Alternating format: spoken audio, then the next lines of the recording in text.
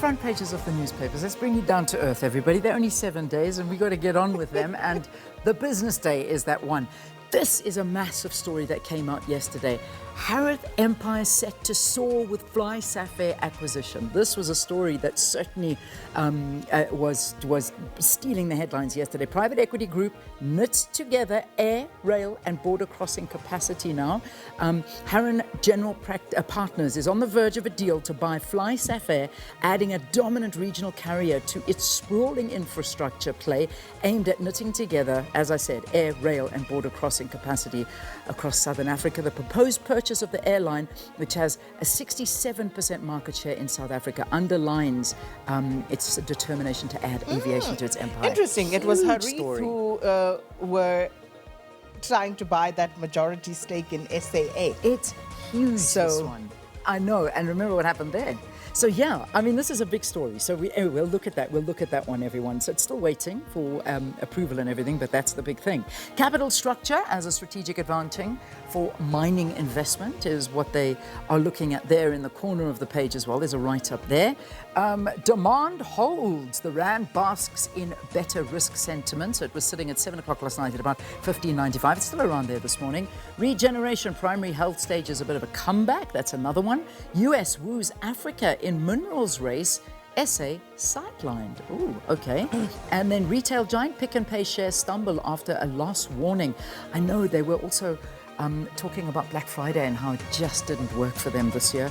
And Parliament Court shifts focus to NHI process. Yeah. All right. That's business day. Let's move on. Daily Dispatch now. Lead story this morning. Kids Beach private estate homeowners left high and dry. Now, households, businesses in the upscale area go nearly 3 months without reliable water supply. And this despite paying their monthly bills. About 450 homeowners and businesses in a multi-million rand property development in the Buffalo City Metro have gone nearly 3 months without constant water supply. Sure. Rose Bush and Valentine's Day written all over this. With Valentine's Day just a few days away, staff at Murambi Roses have been working non-stop, picking and preparing thousands of roses for sale to florists and individuals around the city. The owner, Barbara Allen, said 10,000 red roses and an additional 10,000 mixed roses will be sold just for Valentine's Day. And you know how the prices are going to skyrocket at this point. It's ridiculous. At the bottom, 5 die, 160 families homeless after severe storms in OR Tambo district. At least 5 people, including a 7-year-old child, have died, and more than 160 families have been left homeless after violent storms tore through parts of the OR Tambo district. So those are some of the top stories that they have in the Daily Dispatch today. Okay, I'm on to The Witness now. The Witness: business will not be bullied is the big headline. Chamber says recent lack of protest action has put employers on the edge. And this is where the Pietermaritzburg and Midlands Chamber of Business has warned that local businesses will not be bullied and must stand united in response to recent protest action by the Labour and Civic Organisation, which it says has disrupted operations and heightened fear among employers. So there's a lot there in the detail over there, so I'll leave it for you to take more of a look. And then, of course, O'Sullivan's policing past and AXA role scrutinised. There's a picture of Julius Malema and Paul O'Sullivan together there, and this was just before the hearing started.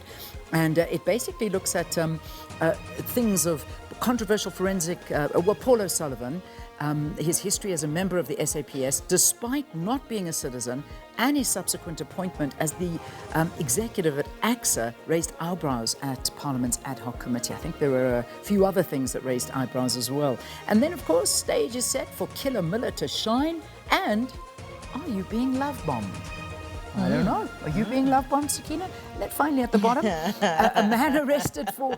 I don't even know what love-bomb means. You don't know what love bomb means? No, what does that mean? Oh, but okay, you're not... It's okay. I'm a Usually, boring married you woman. shouldn't know. Yeah. Shouldn't I? Okay. Yeah. Well, you can explain later what it means then. A man arrested for smuggling rhino horn inside meat. Oh my goodness. Okay, and that's the photograph they've got there at the bottom. All right.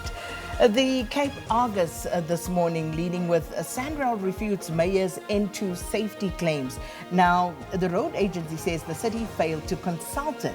The South African National Roads Agency, Sandrail, has pushed back against claims by Cape Town Mayor Jordan Hill-Lewis that national authorities have failed to keep communities along the N2 safe, saying it was never consulted on the City of Cape Town's proposed security wall project. And yesterday, Sandrail said it had taken note of recent public pronouncements and video material released by the mayor in support of the city's N2 safety project, including a remark suggesting that Sandrail had completely failed communities living along the national road. That is going to be a very interesting one, especially going forward. Yeah. And then Ramaphosa faces the challenge of delivering on his SONA promises.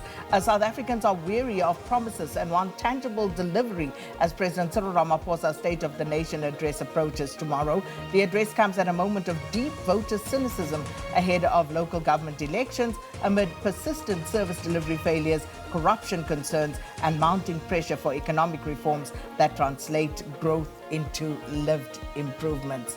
And also, City slams nurses' decision on Eskom's tariff increase, and Bailey set for a third term as SAFA Cape Town president. That's on the back page. Okay, the next one is the Sowetan, I think, but we'll take that one with some music. Have a look.